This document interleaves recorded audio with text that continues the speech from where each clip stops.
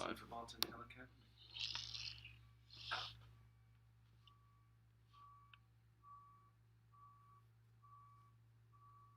Good morning, everyone. Welcome to this broadcast this morning from Barton Hill Academy. My name is Christopher Taylor, and as you know, I'm lucky enough to be the principal at Barton Hill. And we wanted to put this message out this morning. Firstly, to talk briefly to our pupils following the announcement from the Prime Minister last night at 8 o'clock, and then mostly to our parents as the first communication of today. Before several other forms and questionnaires are circulated. And firstly, to our pupils, I wanted to say to all of you boys and girls that were expecting to be here today on site with us, every single member of our team is so sad not to be able to see you today after the Christmas holidays. I so hope that you had a wonderful Christmas, that you enjoyed time with your families, and that you've looked after yourselves and that you've kept yourself safe. We missed you during the holiday, and we hope that we can see you all soon. But as you will no doubt be aware, mums and dads, following the announcements from the Prime Minister last night, there is a period of national lockdown that will extend till at least the February half term.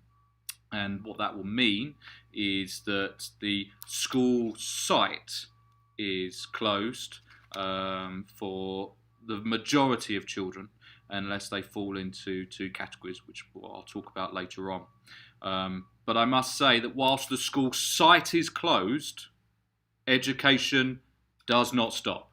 I am bound, my team is bound to make sure that we continue to offer exemplary educational opportunities for our children as they work at home. We will work in partnership with you. We will work with you. We will offer live lessons. We will offer recorded sessions. We'll offer access to resources to make sure our children absolutely thrive when they're at home, just as we did in the previous lockdown. And we are committed to making sure that continues.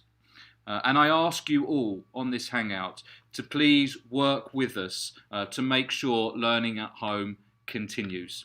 Just as before in the initial lockdown, we'll be trying to maintain high levels of communication with families to see what the children are doing, to see what they've been learning, to see and hear about the progress that they've made. We'll be expecting to see them online regularly, and we'll be filling in registers on a daily basis to make sure that the children are engaging with the learning that's been offered.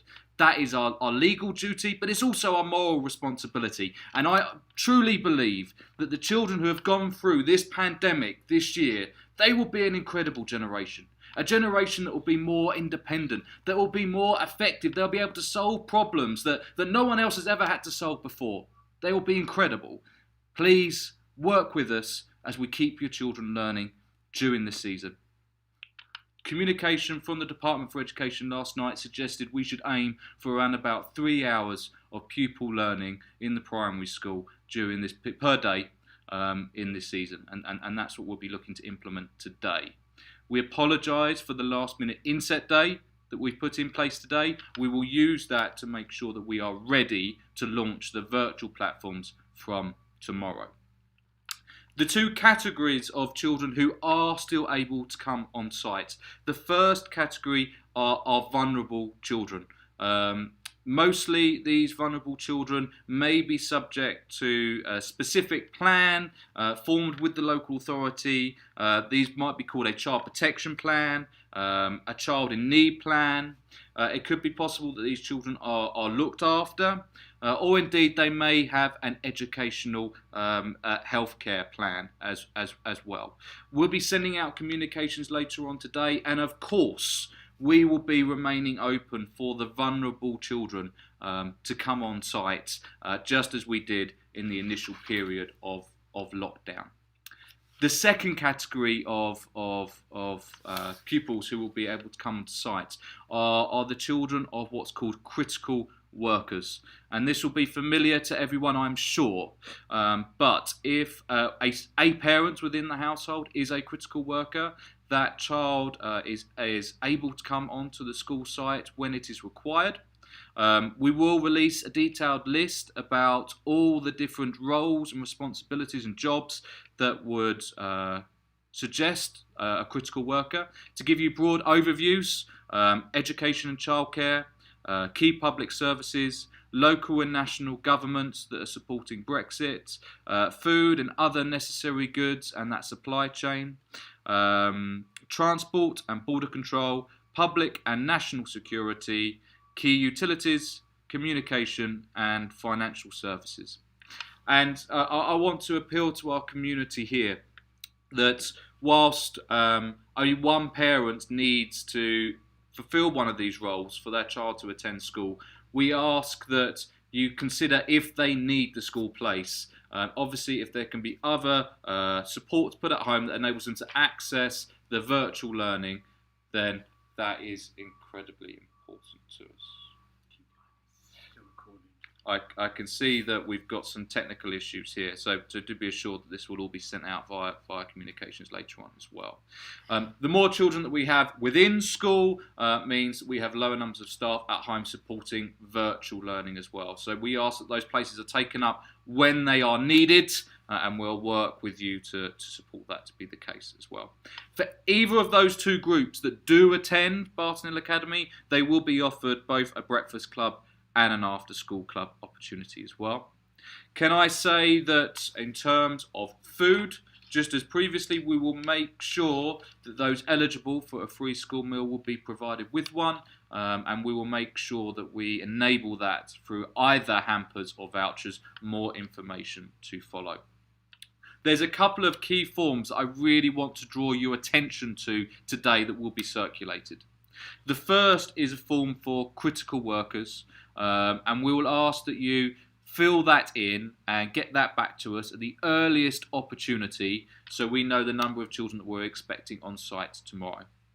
Secondly, we will recirculate our technology support form, and anyone who fills in that form is saying to us that they need additional hardware, maybe a Chromebook at home to enable virtual learning during this time. We already have a list from before, so if you've already alerted us that this is something that you need, don't alert us again, but there'll be an extra opportunity to say that that is something that you need. And we will again be sending out passwords to families to enable as many people as possible to be able to access online learning tomorrow with as few problems as possible. And this is once again a time, I believe, for us as a community to step up and not step back. We will not fall into the shadows. We will step forward. We will do our part. We will work with you and we'll work with our children to achieve absolutely incredible things. I am so sorry that they can't be here with us learning face to face, but that does not mean that education is stopping during this time, and we are committed to ensuring that every single child thrives through this next half term. There'll be many more communications today. For now, can I say thank you for your time. We'll speak again later.